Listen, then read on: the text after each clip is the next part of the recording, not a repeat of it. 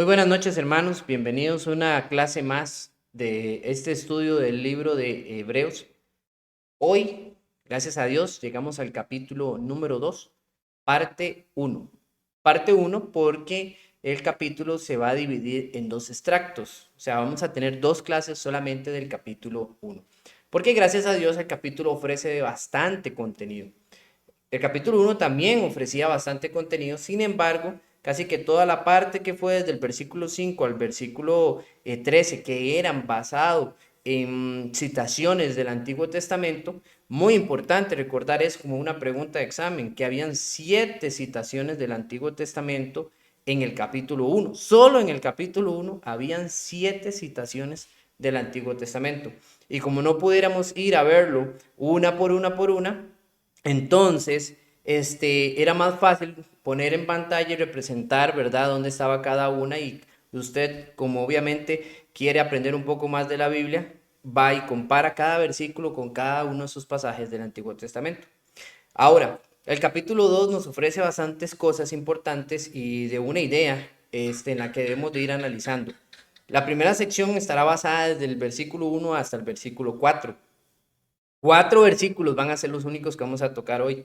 Y en la próxima semana, si Dios nos lo permite, estaremos tocando el versículo 5 hasta el versículo 18. Realmente hay varias cosas de las que debemos analizar y ver dentro del contexto de este capítulo 2. Pero bueno, vamos a hacer la lectura de esta primera sección, que es la que nos interesa ver en esta noche y de la que vamos a disfrutar mucho, estoy seguro.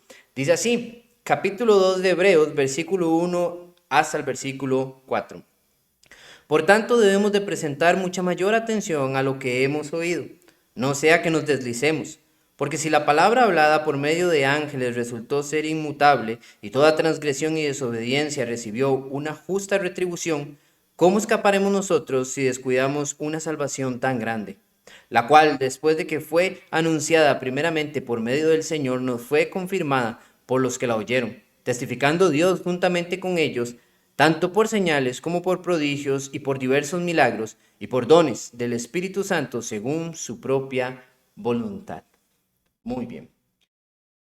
Al iniciar el episodio o el capítulo 2, vamos a tener para nosotros un par de cosas importantes de analizar. Dos datos que debemos de tener presentes en toda esta pequeña sección. Primero, la exhortación que se hace y segundo, el castigo al que se refiere. No están colocados, lo del castigo no está abiertamente hablado, pero es obviamente algo que se supone que como cristianos deberíamos de entender. Ya vamos a hablar un poco más de eso. La exhortación. El autor en el libro de los Hebreos hace 6 exhortaciones en todo su libro. Eventualmente pudiéramos ver más apreciables dentro del contexto de su diálogo, pero con palabras que nos demuestran tanto que entra en una exhortación o con referencias a un consejo, a una instrucción a volver o a irse, encaminarse en las ideas correctas. El autor presenta 6. Son Hebreos capítulo 2, versículo 1 al 4, al que tenemos. Hebreos capítulo 3, versículo del 4 al 7. Hebreos capítulo 5, versículo del 6 al 11. Hebreos capítulo 10, versículo del 26 al 39. Y Hebreos capítulo 12, del 12 al 17. Así como Hebreos capítulo 12, versículo del 25 al 29. Están en pantalla, usted las puede apuntar, puede tomar una screenshot o tenerla ahí. Vamos a ver si poco a poco les voy pasando más bien las filminas que yo tengo. Yo las puedo bajar como una imagen y puedo mandárselas por el grupo para el que quiera y las puedo tal vez tener ahí, sea más fácil para usted tomar una anotación de ellas, no hay ningún problema.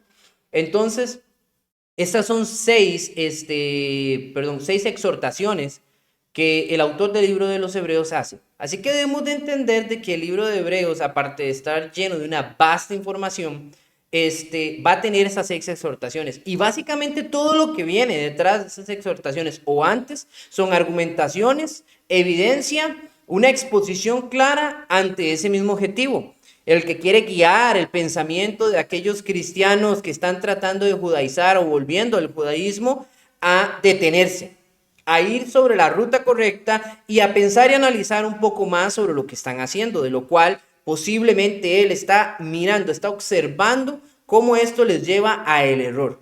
Eventualmente, él tenía una mejor perspectiva de la que nosotros pudiéramos tener hoy en día, pero sus palabras nos dejan notar, primero, que se está valiendo de toda herramienta argumentativa bíblica. Hay que entender, utilizando toda referencia al Antiguo Testamento, ideales, cosas que ya son conocidas por ellos y cosas que ya vienen dentro del cristianismo para poder evidenciar la falla, el error.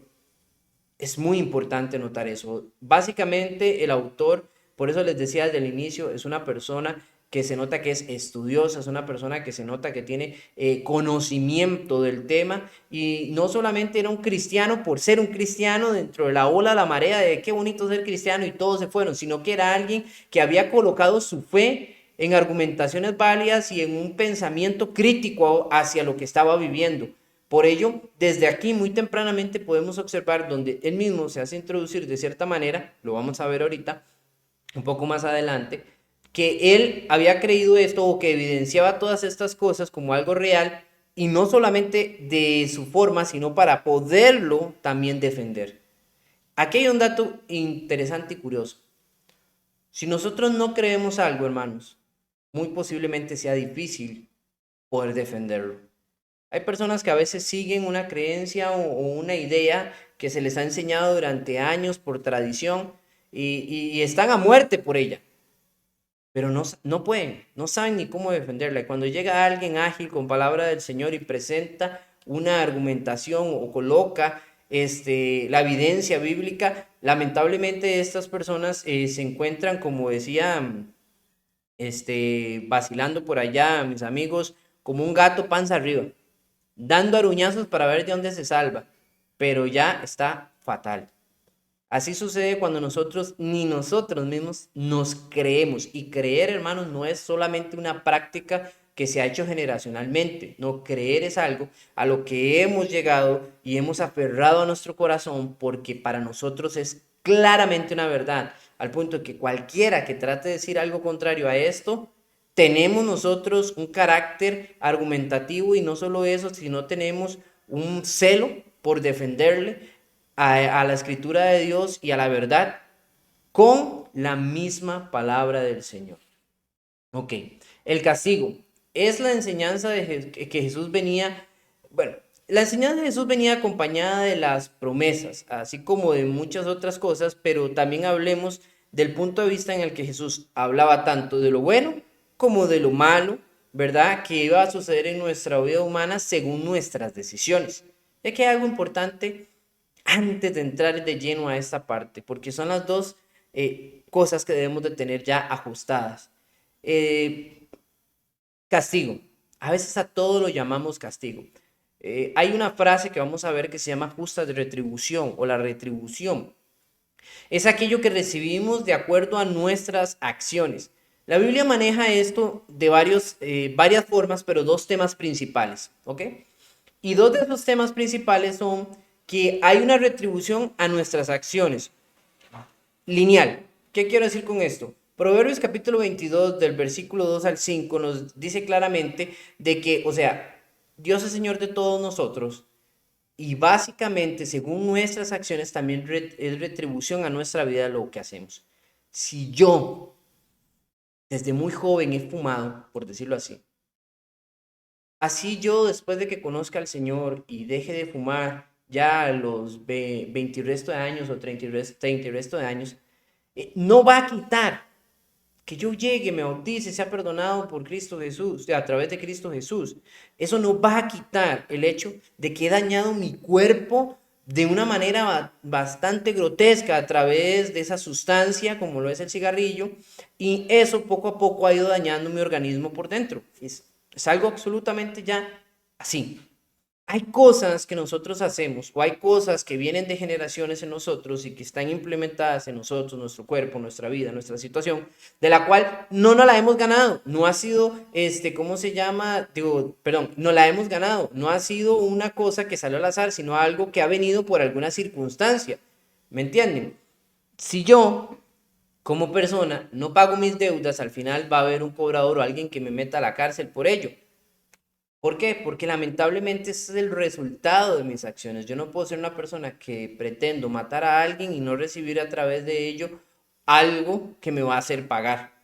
Y en esta tierra, hermanos, hasta el que se considere ser muy inteligente de alguna u otra manera las paga porque las paga. Eso tenemos que entenderlo claro. Hay una retribución por nuestras acciones en esta vida.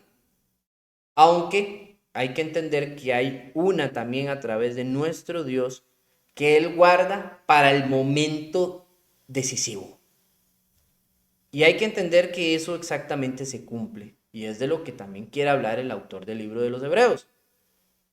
Nuestras acciones traen una justa retribución en aquel momento en el que Dios decida llamarnos a cuentas a todos. Nadie se escapa de esto. Nadie.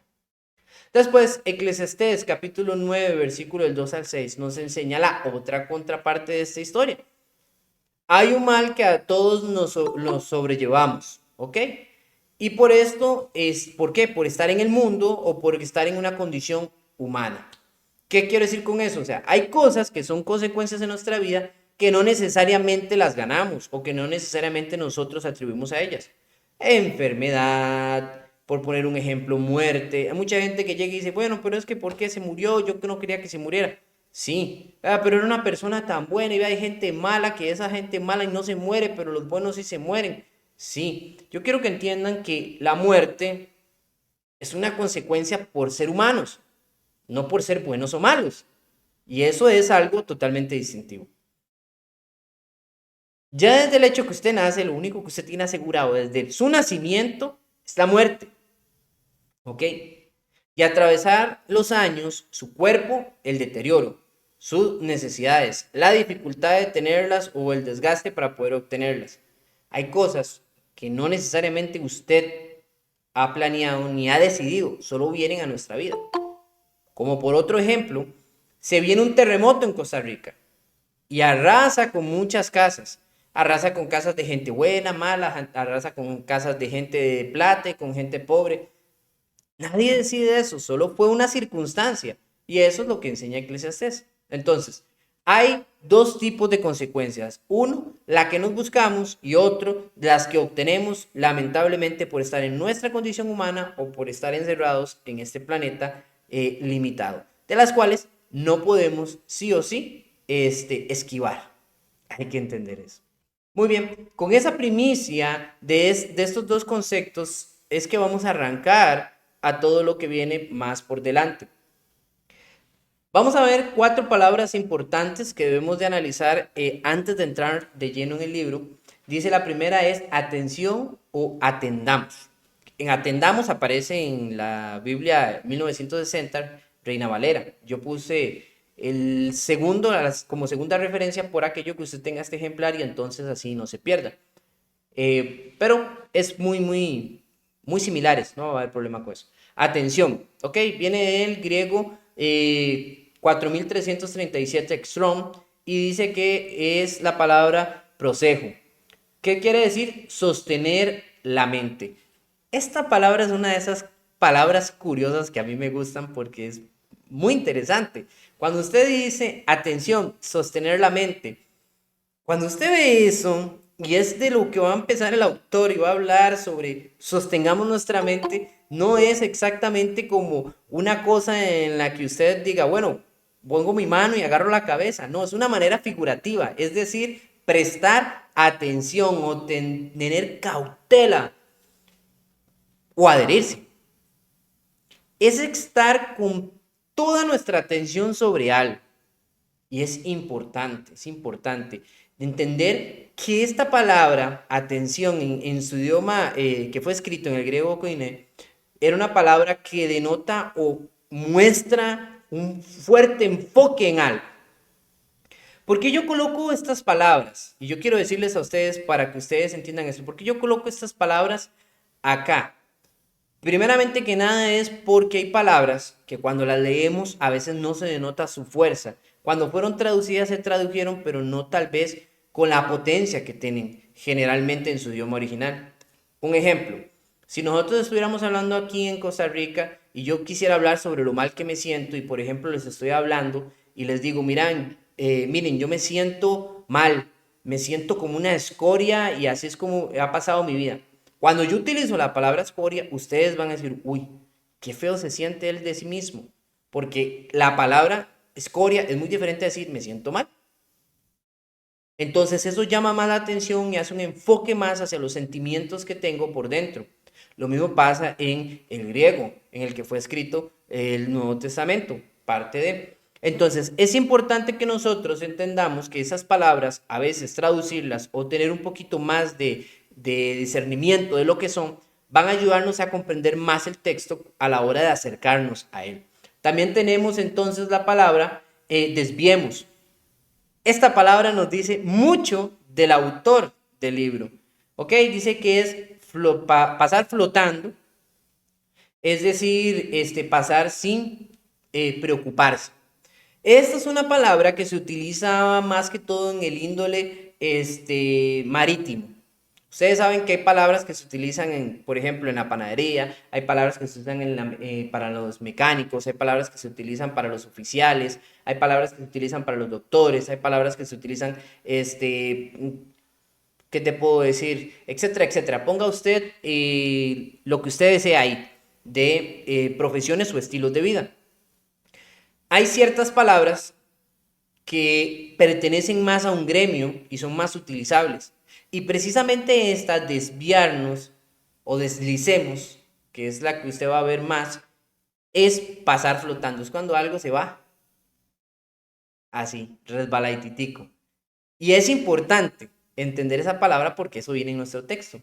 También inmutable. Bueno, perdón, y esa palabra nos dice que el autor tenía conocimientos marítimos. Más adelante utiliza otra referencia que tiene que ver con capitán, que también es una palabra marítima. Muy bien, ahora sí, de nuevo, inmutable o firme. Va a encontrarlo usted, esa sí se ve bastante diferente entre las Américas y la Reina Valera. Dice que es estable, se traduce como confirmar, firme o seguro.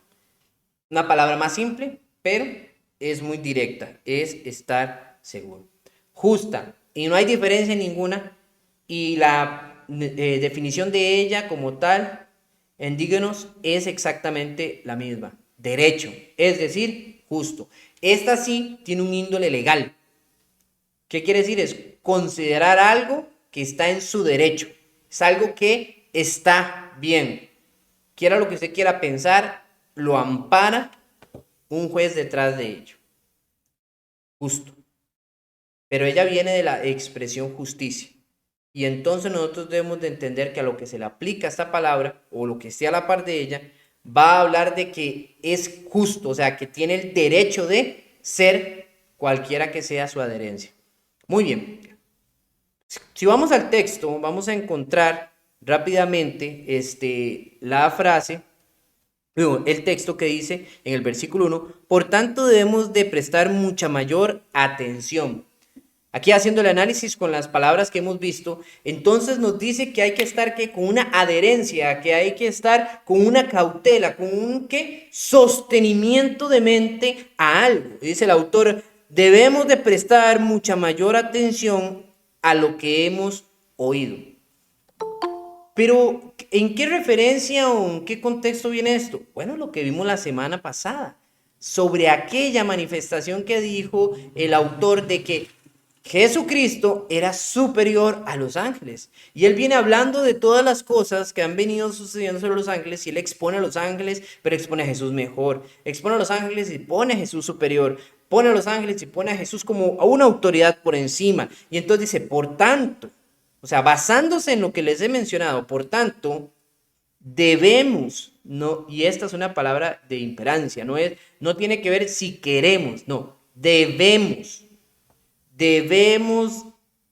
prestar mucha mayor adherencia, mucha mayor sostenimiento de mente. O sea, nuestra mente debería estar más aferrada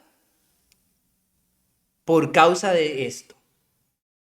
Jesús es superior a los ángeles. Y sigue aún esa primicia, pero no es ahora el enfoque del todo, sino ir detrás de la exhortación.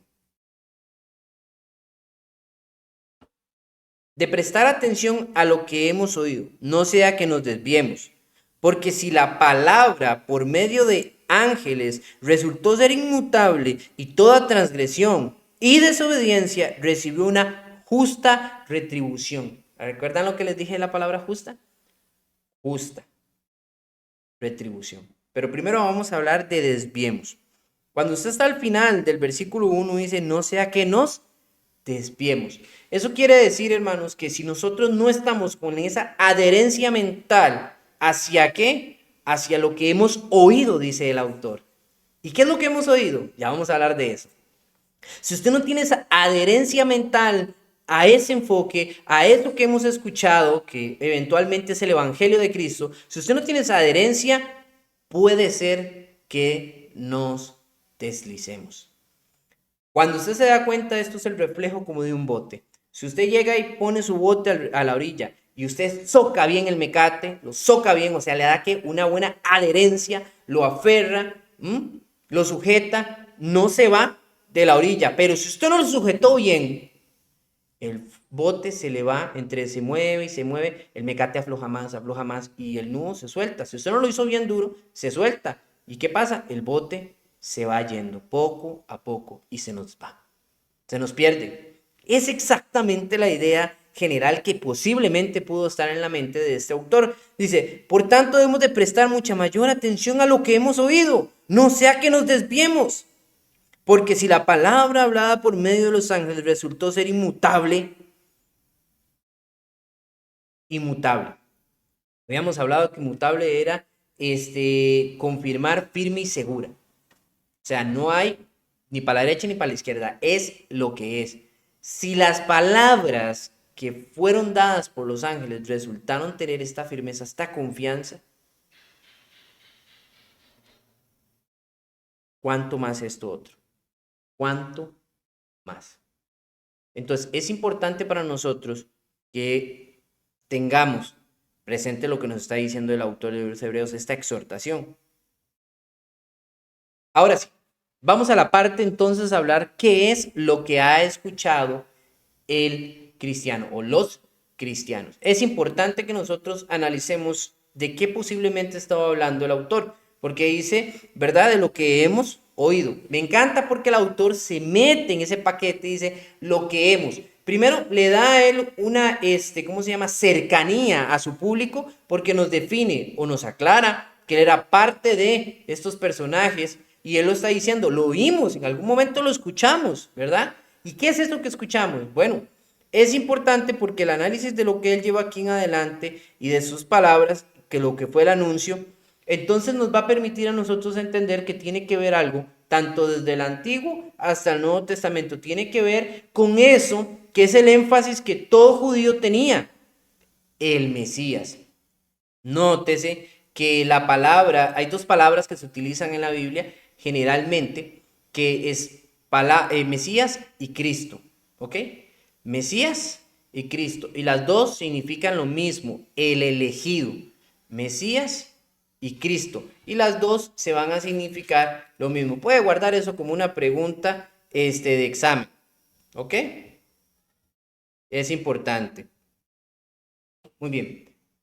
Esta era el panorama o la idea general que el judío tenía atrapado. Estaba subyugado, estaba doblegado por otras naciones. En ese momento era el Imperio Romano y ellos querían salir adelante. Uno de los escritores que habló bastante sobre salir adelante y de lo de que venía el Mesías o el Cristo, el libertador, fue Isaías.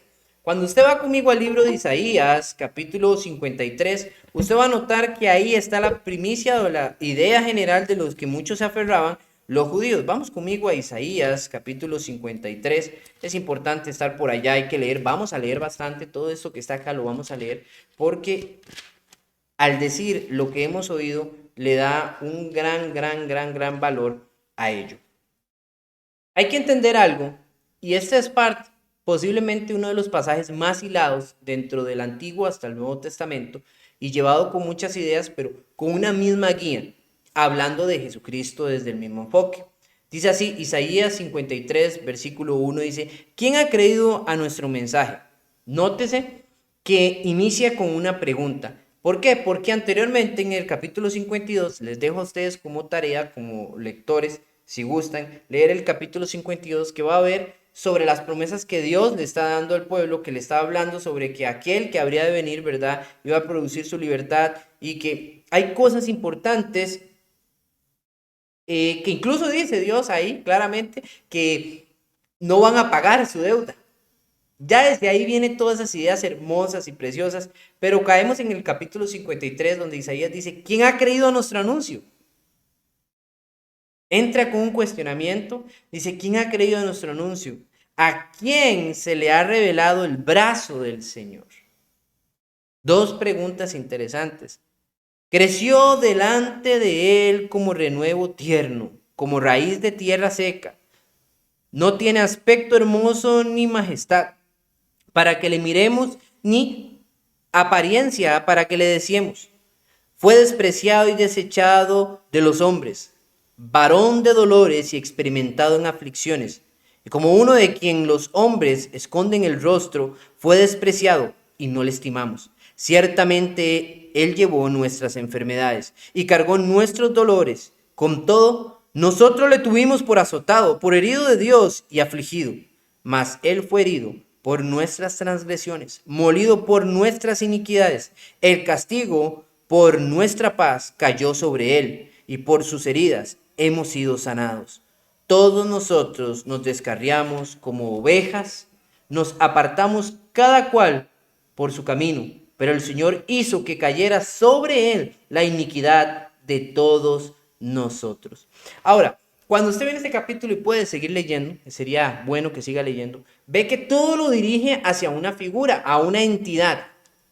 Esta es una de las escrituras más utilizadas, más predicadas de las sinagogas, más analizadas y llevadas. ¿Por qué lo digo? Porque como ellos sabían que hablaba del Mesías, todas estas palabras y todas estas cosas sonaban terribles de cierta manera. Y recuerden que ellos tenían un pensamiento en el que este que viniera iba a ser su rey. Entonces, aquí hay una idea en la que también les limitaba a pensar, sin embargo, nunca lo quisieron entender. Es difícil porque ellos querían un Mesías de otra manera, un hombre guerrero, rey, con espada y que azotara a todo Roma y que le devolviera la gloria al pueblo judío. Sin embargo, no podían ver claramente un Mesías bajo este sufrimiento, bajo este dolor, bajo esta indignación en sus mentes, de lo cual iba a traer una cierta cantidad de problemas para ellos poder evidenciar esta idea.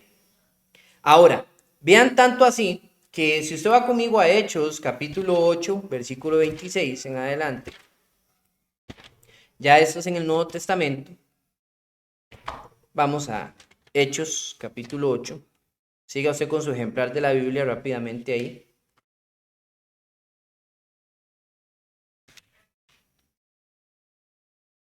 Tengo unas paginitas pegadas, no me deja ir tan rápido.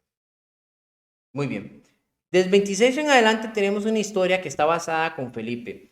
Pero básicamente, la voy a leer rápido, pero yo quiero nada más que ustedes vean, es una sección. Dice así, el 26. Un ángel del Señor habló a Felipe diciendo, levántate y ve hacia el sur, al camino que desciende de Jerusalén a Gaza. Este es un camino desierto. Él se levantó y fue, y aquí que había un eunuco etíope, alto oficial de Candace, reina de los etíopes, el cual estaba encargado de todos los tesoros y había venido a Jerusalén para adorar. Regresaba sentado en su carruaje y leía al profeta Isaías. ¿Por qué? No es una coincidencia. No. Es que eso era uno de los libros más leídos por el pueblo por las promesas del Mesías. Y ellos, ¿qué es lo que más aguardaban? La venida del Mesías. Recuerden que aunque este era etíope, él judaizaba. Por eso venía del templo, dice así. Regresaba sentado en su carruaje y leía al profeta Isaías, y el Espíritu dijo a Felipe, ve y júntate a este carruaje. Cuando Felipe se acercó corriendo, le oyó leer al profeta Isaías y le dijo, ¿entiendes lo que lees?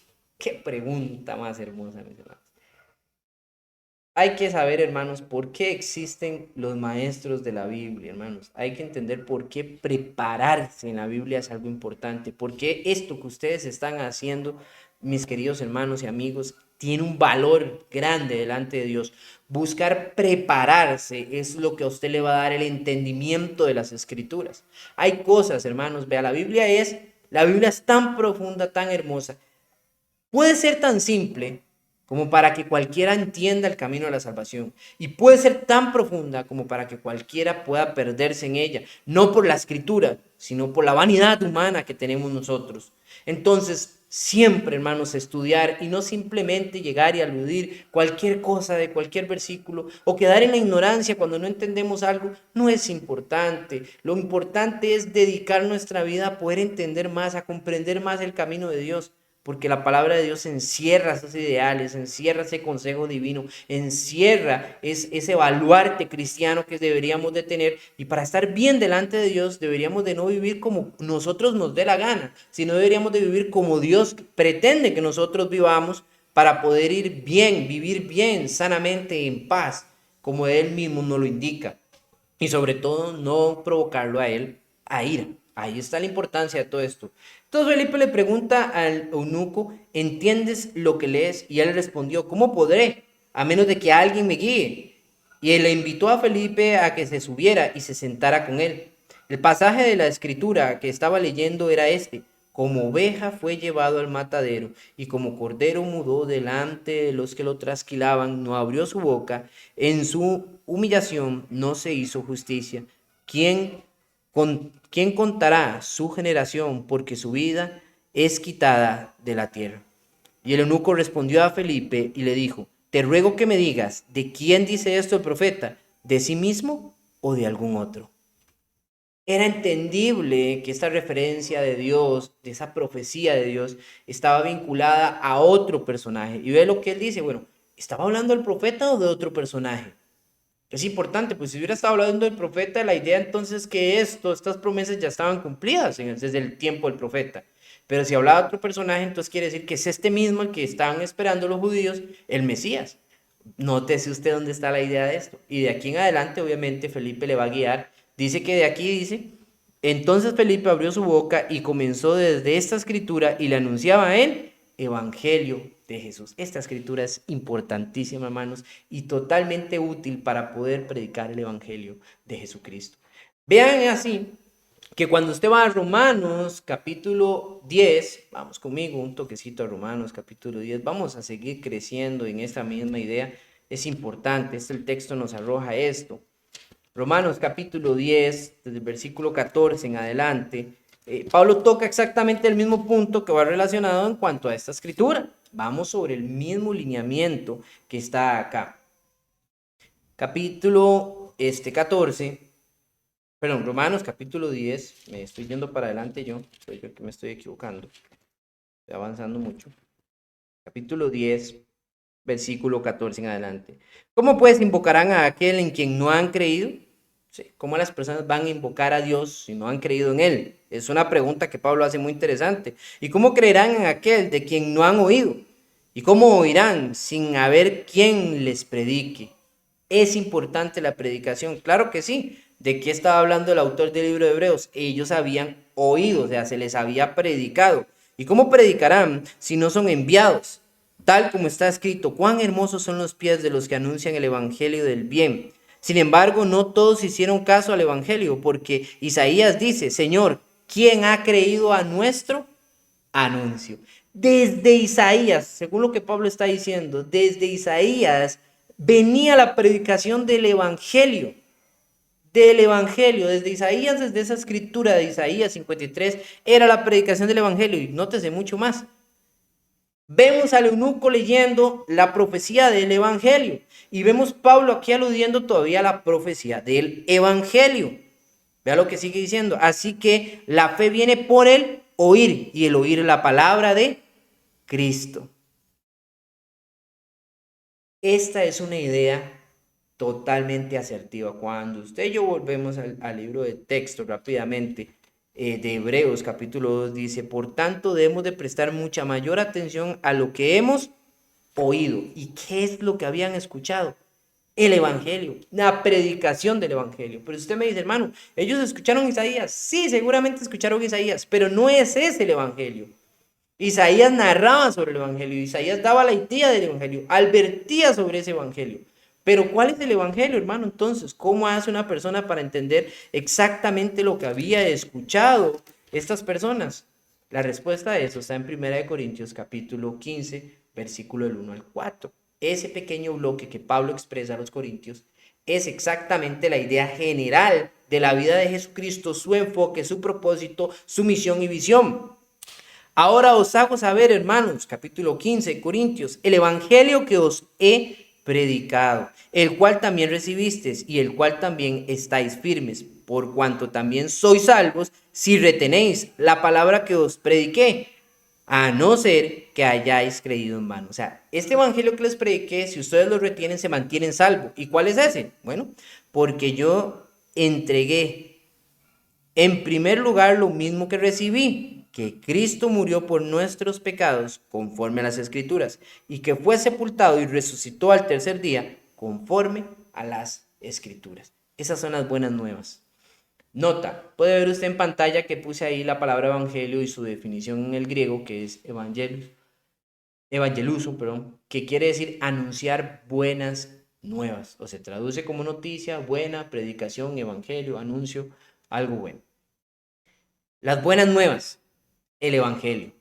Eso es lo que nosotros tenemos que entender. Que allá cuando el autor del libro de los Hebreos dice debemos de prestar mucha mayor atención a lo que hemos escuchado, es porque lo que se había predicado, lo que se les había enseñado era que Cristo había venido a morir por sus pecados. Y él dice, bueno, ya que Cristo es superior que los ángeles y nosotros hemos escuchado que la predicación tiene que ver con que Cristo era el Mesías y que Cristo vino a esta tierra, se hizo hombre, vivió como hombre, murió, fue sepultado y al tercer día fue resucitado, porque esa resurrección es importante, como dice Pablo en el capítulo 15, si Jesús no hubiera resucitado, nosotros deberíamos de ser, pero pobrecitos, los más dignos de burla por creer algo como eso. Pero no es así, si fue cierto. La evidencia, Pablo la muestra desde las mismas escrituras. En ese capítulo 15 usted puede seguir leyendo del 5 en adelante. Entonces la idea es que debemos de prestar mucha mayor atención a ese evangelio de Cristo, a lo que se nos ha predicado de Cristo, para no desviarnos. Muy bien, ¿qué es lo que él está hablando? No desviarse al judaísmo, quedarse en la figura de Cristo y no volver a los preceptos, a la idea, al ideal o a las concepciones de la antigua ley. ¿Por qué? Porque si vuelve a ellos es como volver a la palabra predicada por los ángeles.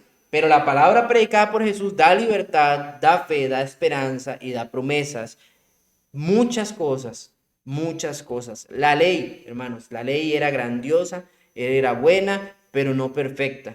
No perfecta. ¿Y por qué la ley no era perfecta? Por nosotros los seres humanos, así de simple, porque no nos daba la gana querer cumplir la cabalidad. Había mucha falencia para que nosotros como seres que éramos consumidos en el error, pudiéramos cumplir la cabalidad. Y ahí donde está el detalle. Entonces, si la palabra predicada por los ángeles en el pasado, dice él, tuvo su justa retribución, ¿cómo escaparemos? Versículo 3, si descuidamos una salvación tan grande. Qué impactante idea. Quiero dejarles acá en esta sección una reflexión. Quiero que noten cómo todos estamos en un bote, hermanos. Todos, usted, yo y cada uno de los que estamos aquí o cualquiera que pueda ver la repetición de esta clase, estamos en un bote y ese bote representa nuestra humanidad o nuestra carnalidad, o sea, este sujeto, individuo que somos como persona. Note también cómo todos estamos en las despensas del mar. Todos vamos en un bote, todos vamos en el mismo mar, pero en diferente bote. Y el mar representa el mundo que nos rodea, este mundo que está lleno de tantas cosas atroces, viles, y del cual si nos descuidamos nos puede comer en una bocanada con una de sus olas gigantescas y puede destruir este bote. El buen puerto, hermano, que nos ayuda a descansar, es la palabra de Dios. Es el lugar que hay confianza, es el lugar que nos permite las promesas, que recordamos una vida eterna, que recordamos que Cristo está para ayudarnos, que Dios provee constantemente en nuestra vida. Eso que nos alienta y nos anima es solamente y exclusivamente la palabra de Dios, la misma palabra de Dios predicada por Cristo Jesús. Y dice, si no sujetamos bien,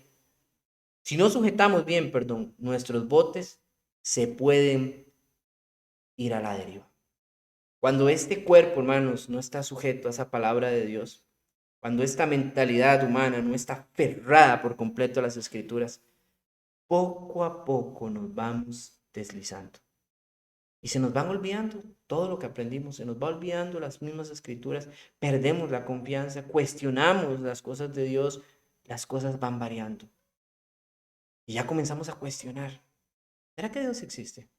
¿Será que todo esto es un engaño? ¿Qué sentido tiene dedicarse, aferrarse, hacer tanto si al final no ve cómo está la humanidad? Veas, no, hombre. Los buenos siempre le va bien, a los malos mal. Y todo lo cuestionamos. Perdón, a los malos les va bien y a los buenos les va mal. Todo lo cuestionamos y caemos en una ola de ignorancia y de conformismo y nos quedamos en ese bote y nos vamos a la deriva. Eso es lo que el Señor no quiere que suceda en nuestras vidas. Es importante notar eso. Vamos a ir a la sección del versículo 3 al versículo 4 que dice: ¿cómo escaparemos nosotros si descuidamos una salvación tan grande, la cual después de que fue anunciada primeramente por medio del Señor, nos fue confirmada por los que la oyeron? Es importante entender la comparación de el castigo que hace el autor, ¿ah?, del tiempo antiguo a lo venidero, porque no ha sucedido. Quiero que entiendan, no ha sucedido. Jesucristo predicó muchas cosas y hablaba sobre el infierno, ¿verdad? Dentro de ellas de las que predicó, habló y dijo que era el lugar en el que ahí era el rechinar de dientes, ahí era donde la llama que nunca se apaga, ahí era el sufrimiento, ¿verdad? Y para nosotros eso solo es una idea porque no la conocemos. Y no es que literalmente, o sea, usted lo que imagina es un lugar lleno de fuego y así. No necesariamente es así, pero sí Jesús describe la sensación de ese lugar como algo de esa manera para que nosotros entendamos que es un lugar en el que no queremos ir. Muy importante, no queremos ir. Entonces, cuando nosotros vemos esa comparación, primero vamos al análisis del Antiguo Testamento porque él está hablando de cómo escaparemos nosotros si descuidamos. Pero de anteriormente lo que decía el versículo 2, si lo que si lo que nos anunciaron los ángeles tuvo una justa retribución, ¿cómo vamos a escapar nosotros de una salvación tan grande? Porque la salvación que viene a través de Cristo es más grande que la que vieron los ángeles. Y esa es la idea. Vean ustedes el mensaje de los ángeles para la salvación y el castigo. ¿Ustedes se acuerdan Génesis capítulo 6 y capítulo 7? Él nos habla sobre la historia del arca de Noé. Contraposición. El arca era un camino de salvación y el diluvio era el camino hacia la muerte. O sea, uno era para salvarse y otro era el castigo. Génesis capítulo 19, la historia de la destrucción de Sodoma y Gomorra. Ustedes se acuerdan de aquella historia, Lot fue sacado, porque Lot literalmente los ángeles llegaron y hablaron con él para que saliera y se atrasaba, se tardaba, algo lo estaba deteniendo y dice que los ángeles le tuvieron que sacar a fuerza casi y decirle, corre, huye hacia allá adelante.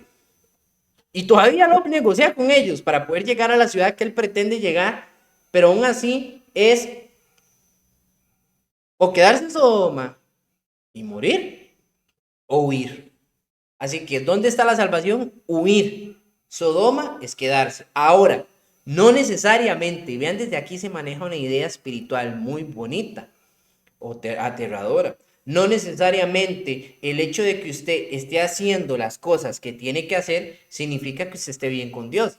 Porque vea lo que le pasó a la esposa de Lot. Iba huyendo, iba al lado de su marido. ¿En qué condición iba la esposa de Lot? Seguramente en tristeza, agonía y sufrimiento por lo que dejaba detrás en Sodoma. Entonces, como su corazón estaba en Sodoma, aunque sus pies iban hacia la siguiente ciudad, su corazón se quedó en Sodoma y cuando ella volteó a ver y desobedeció el mandato general que los ángeles le dijeron, ¿cuál fue? No miren atrás. Inmediatamente la esposa de Lot se convirtió en una estatua de sal. Fue el castigo por no obedecer su palabra. Éxodo capítulo 3 y hasta el capítulo 13.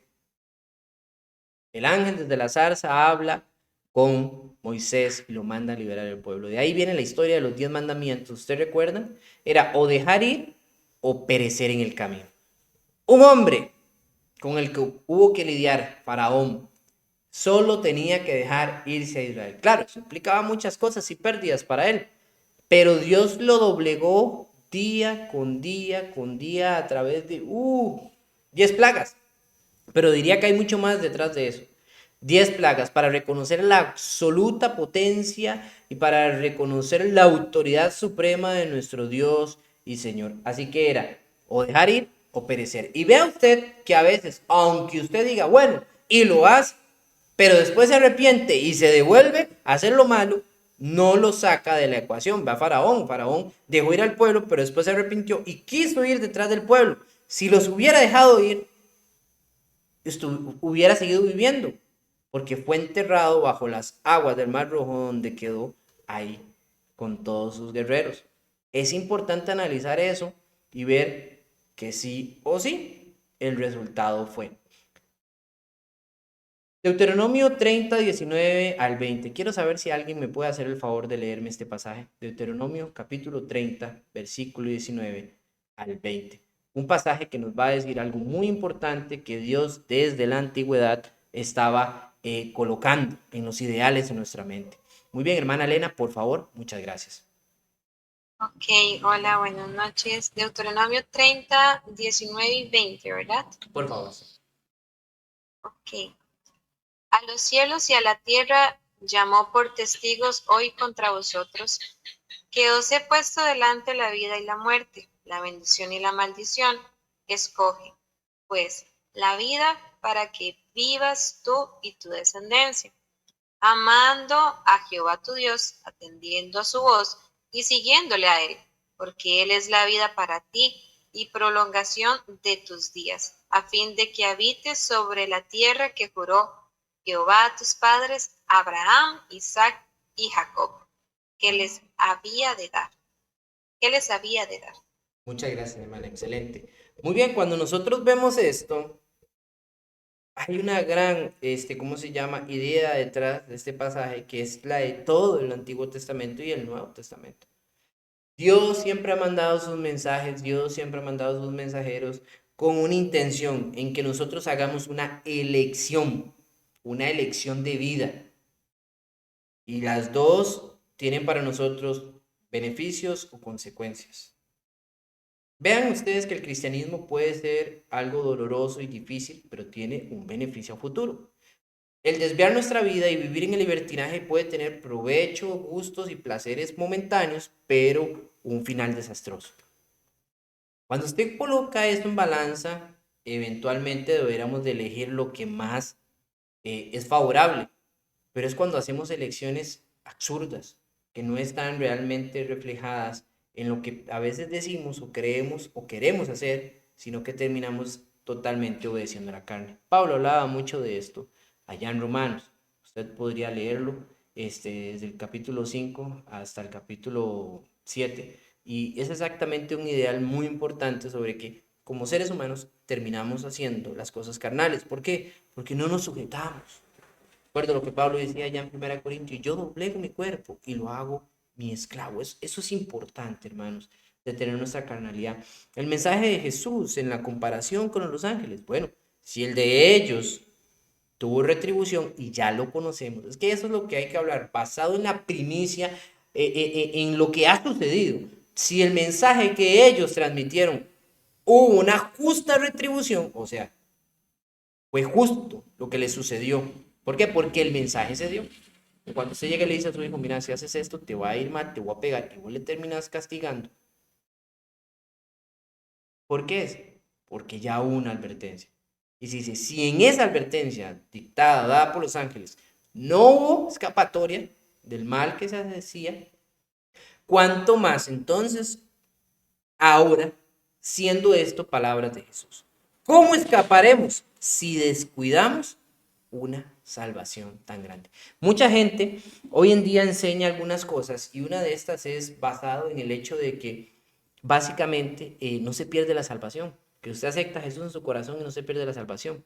Si fuese así, entonces, ¿por qué el autor del libro de los Hebreos le habría dicho a ellos que no es que se estaban yendo al mundo? Ojo, estos cristianos se estaban judaizando, no se estaban yendo al mundo, sino que estaban ¿qué? Devolviéndose a las prácticas de la ley, a las cuales claramente más adelante va a decir que ya no son útiles en ningún sentido, el autor. Y dice, ¿cómo escaparemos si descuidamos una salvación tan grande? Esa salvación que Jesucristo nos predicó. Ella en Mateo capítulo 7, el versículo 13 hasta el 14, la salvación o la perdición, dice Jesús. Nosotros elegimos cuál camino tomar. En Juan capítulo 14, versículo 6 dice, yo soy el único camino, la verdad y la vida, y nadie viene al Padre si no es por mí, dice Jesús. O sea, usted puede elegir dos caminos, pero al final yo soy el único camino para llegar al Padre. Solo ahí y nada más que ahí.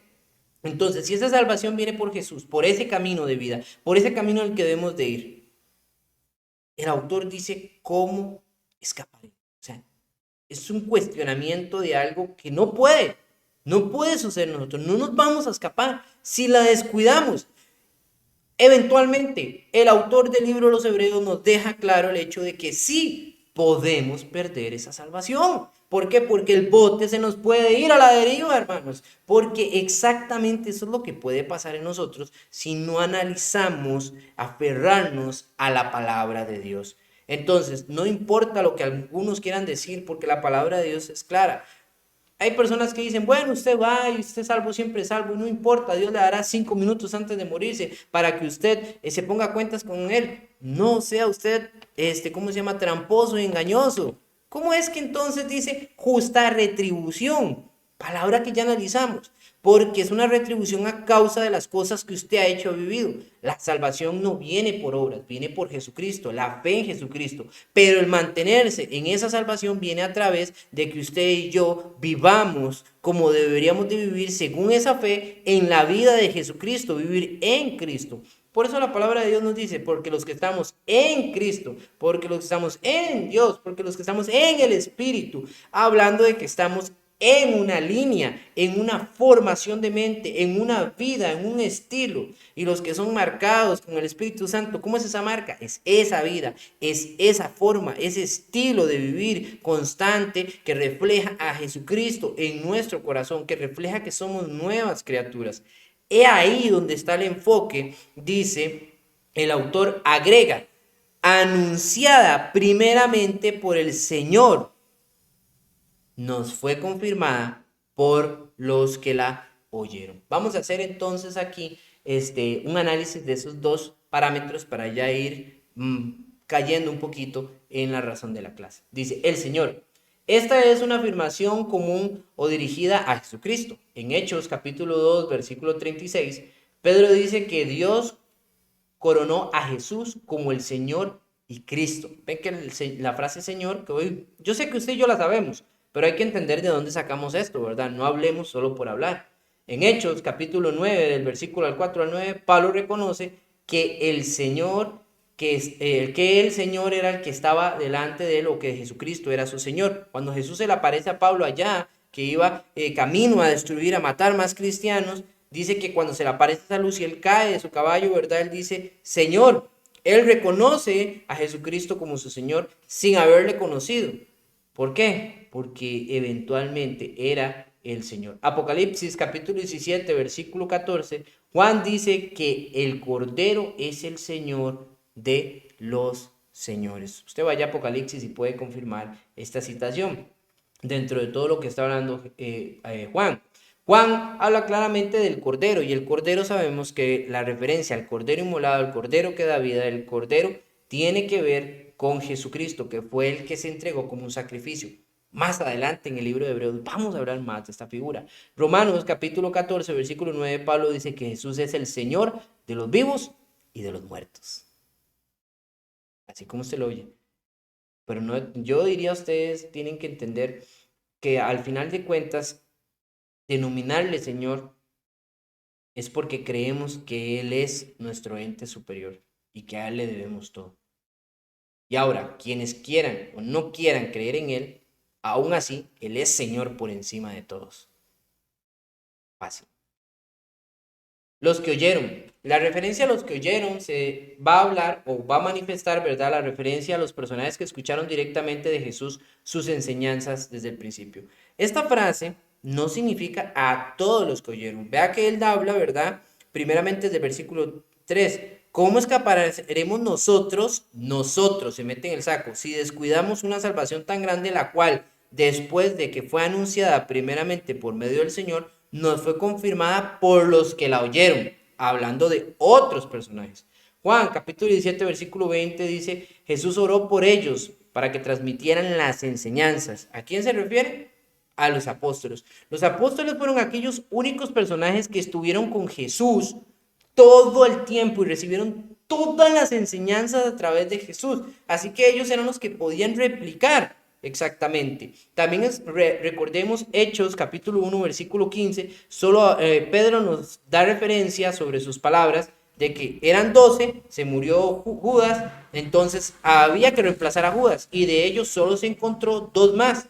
Según la referencia que decía Pedro, había que elegir a alguien, a un hombre que estuviera con ellos, con Jesús, desde el principio hasta el día de que Jesucristo fue ascendido, o sea, y que pudiera ser testigo juntamente con ellos. Para eso, para ser testigo, tenía que haber estado en toda esa índole. Según lo que dice Pedro, capítulo 1, versículo 15. Usted puede leerlo y empaparse un poco más con el versículo. Básicamente solo habían 14 hombres que escucharon todas las enseñanzas de Jesús. 14 puse contando a Judas, pero lo podemos sacar de la ecuación. Recuerden que Judas nunca vio a Jesucristo resucitado, así que tal vez fue error mío poner 14. Pero ahí estaba para la elección, del cual la elección cayó sobre Matías. Muy bien, Gálatas capítulo 1, versículo 11 al 12, nos habla de un caso especial, ¿cuál es? Pablo, al cual denominarse, no denominarse, sino siendo denominado por Jesucristo apóstol para los gentiles, dice Pablo, y afirmó que él había sido enseñado todo por Jesucristo. Dice, yo no aprendí de los apóstoles, yo aprendí directamente de Jesús todo lo que yo les he enseñado. Entonces eso reafirma la convicción de lo que el autor estaba hablando. ¿Cuál es? Nosotros hemos escuchado los testigos primordiales. Jesús se mete en esos, Pablo se mete en esos testigos primordiales allá en, ¿cómo se llama? En Lucas, en Hechos, pues estoy enredado ya, disculpen. En Primera de Corintios, vamos a Primera de Corintios rápidamente para entender esa evidencia rápida. Otra vez capítulo 15. Ese capítulo 15 es formidable para evidencias. Dice así, versículo 5, que se le apareció a Cefas y después a los 12. Y luego, Cefas es Pedro, ¿verdad? Recordemos eso. Y luego los 12. Luego se le apareció a más de 500 hermanos a la vez, la mayoría de los cuales viven aún, pero algunos ya duermen. Después se le apareció a Jacobo. Este Jacobo es Santiago, el que escribe el libro de Santiago. Y a Jacobo, y luego a los apóstoles. Y al último de todos, como a un nacido fuera, me gusta más como lo dice la versión de la Reina Valera 1960, a un abortivo, dice. Más como uno nacido fuera de tiempo, se me apareció también a mí. El último que vio la resurrección de Jesús, dice, fui yo, dice Pablo. Por ende, ahí se cerraría el ideal de pensar de un posible apóstol a futuro. Entonces, cuando usted ve el libro de los Hebreos y ve claramente que él dice, los que las oyeron, ¿no? Primeramente por el Señor, y nos fueron confirmadas por los que las oyeron, usted y yo nos estamos dando cuenta, o somos claros de esto. Y el último versículo tiene para nosotros la idea muy cachetona, que mucha gente le gusta andar vagando mucho por acá. Yo creo que no hay mucho que decir, es simple, en realidad. Es testificando Dios juntamente con ellos. ¿Cómo? O sea, estas personas, primero las anunció nuestro Señor Jesucristo, después estas personas que son los apóstoles, y Dios confirmando juntamente con ellos. Dice así, a través de señales, prodigios, milagros, dones del Espíritu Santo. Básicamente, dones del Espíritu Santo no entra dentro de una de las categorías, sino es como que explica de a dónde venía todo eso. Muy bien, prodigios, son acciones prodigiosas entre los hombres. Esto puede referirse a los profetas, a las profecías, visiones o sueños. Los prodigios era esa forma prodigiosa de poder ver lo que venía, lo que iba a suceder, el consejo de Dios a través de muchas cosas, el poder sacar las escrituras, analizar, agarrar del Antiguo Testamento, aplicar en el Nuevo, exactamente sin haber estudiado. Recuerden que Pedro y todos ellos eran personas que venían de muy baja educación, ni leer sabía esa gente casi. Y cuando usted y yo vemos eso, ¿cómo es que Pedro hizo lo que hizo allá en Hechos capítulo 2? Wow, eso a usted y a mí nos deja, perdón, señales. Sí, perdón, estamos en prodigios. Eso a usted y a mí nos deja un punto bastante importante, como Pedro amarró tantas profecías, sacó palabras del mismo rey David para poder referirlas y decir, y hasta del profeta Joel, para decir, esto es lo que ya estaba escrito. Me brinqué señales, así que echemos un toquecito para atrás. Acciones de alerta, de atención, de anuncio. Esto fue en referencia a la llegada del Espíritu Santo. Cuando usted va a Hechos capítulo 2, al principio dice que hubo ciertas cosas. Tres aspectos rápidos de la llegada del Espíritu Santo. Tangible, visible y audible. ¿Qué quiero decir con eso? Visible, primero, porque dice el relato que hubo, ¿verdad?, encima de ellos como unas flamas encima de su cabeza. Dice audible porque hubo un viento recio. Entonces, eso fue lo que hizo que todo el mundo fuera al lugar, al aposento alto donde estaban los 12. Tangible, cualquiera podía darle sentido porque ellos comenzaron a hablar en lenguas, entonces era algo que reconocían tangiblemente, que era un hecho real. Igual cualquiera podía tocarlos y ver que ellos no eran fantasmas y que lo que estaba sucediendo en ellos era una realidad. Aparte que todo lo que iba a venir era tangible, como que una persona no tenía brazo y le crecía el brazo. Eso era un hecho tangible, usted lo podía tocar. Entonces, señales es exactamente una señalización o algo que nos llama la alerta y nos dice, esto es algo no normal. Y esto es algo que ya la palabra de Dios decía que iba a suceder en el día del Señor, cuando se manifestara su bondad. Prodigios, ya lo dijimos, vamos a milagros. Hay que entender que milagros, usamos algo nocivo y decimos milagros a todo, y eso está mal. Los milagros no son todas las cosas, hay que entender que eso ya no sucede para empezar, pero bueno, lo que hay que entender es que los milagros son cosas que están alejados de lo que es humanamente posible. Yo quiero que ustedes, amigos, hermanos, estudiantes y cualquiera que vea este video en el futuro, que entendamos que un milagro demuestra un hecho que está fuera del ámbito humano. Si usted llega y alguien le regaló un saquito de arroz que usted no tenía, y usted dice, ay, milagro, eso no es un milagro, eso es una benevolencia, eso es una acción de la providencia de Dios. Un milagro es que algo que naturalmente no puede ser posible, por eso llama la atención, por eso el Espíritu Santo lo hacía, para llamar la atención. Un milagro era que un hombre que nunca había visto en su vida y que capaz ni tenía ojos, de pronto tenía ojos y podía ver. De que hubo una persona que no tenía mano, tenía mano. Yo quiero que ustedes comprendan que son acciones milagrosas y son cosas que están fuera de nuestra comprensión y fuera de nuestra habilidad humana. Nosotros no podemos llamarle milagro a que va a una excursión con 30 personas y se cae la microbús y da vueltas y que las 30 salen vivas. Eso no es un milagro, hermanos. Eso es una bendición de Dios, sí. Gracias al Señor salieron vivos, pero eso no fue un milagro. Vivos estaban y vivos quedaron y iban en una circunstancia, en un accidente, pero a la providencia de Dios destinó el hecho de que no saliera más herido de lo que debieran, porque al final usted los va a ver y están golpeados, chillados, algunos con raspones, con sangre. Si eso hubiera sido un milagro, nada, ni un pelo se les hubiera tocado, como a los tres hombres que metieron perdón, en, la, en el horno allá en Daniel capítulo 3 que los metieron al fuego y ni un pelo quemado tenían. Eso sí es un milagro. Cuando nosotros observamos noblemente la palabra de Dios, vamos a entender esto. Todos estos eran dones del Espíritu Santo. Esta es la referencia clara a los regalos otorgados por el Espíritu Santo para convencer a las personas en verdad. Nótese cómo lo dice Pedro en Hechos capítulo 2, versículo 38. Arrepiéntase en cada uno para el perdón de los pecados, dice Pedro, y recibiréis, ¿qué? El don del Espíritu Santo. Mucha gente dice que va a recibir el Espíritu. No, ahí dice y recibiréis el don. Y el don, la palabra don traducida, significa regalo. ¿Y qué era ese regalo? Estos dones especiales, estas habilidades, cualidades extrahumanas, extraordinarias, para poder evidenciar a Jesucristo en la vida de todos ellos como verdaderos de Jesús. Porque todo lo que hizo Jesús lo vinieron a hacer los apóstoles y algunas otras personas. Pero solo los apóstoles tenían todos los dones. Hechos capítulo 8, el versículo 17 al 18, da claramente que esos dones los transmitían a través de la imposición de manos los apóstoles. Recuerden lo que pasa con Simón el Mago.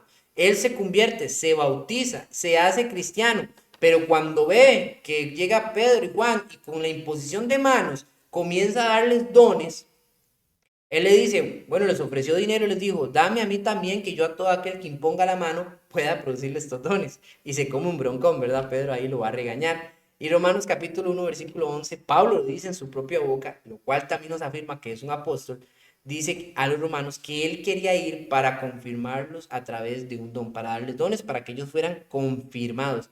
La iglesia en Roma eran cristianos y Pablo les habló como cristianos, pero no tenían dones. Así que Pablo estaba deseando ir para que ellos tuvieran dones. Con esto, hermanos, los dejo con dos citas que están ahí. Si ustedes quieren, las pueden leer. Esto solamente para confirmar el hecho de todas estas cosas extraordinarias que ya no suceden en nuestro tiempo.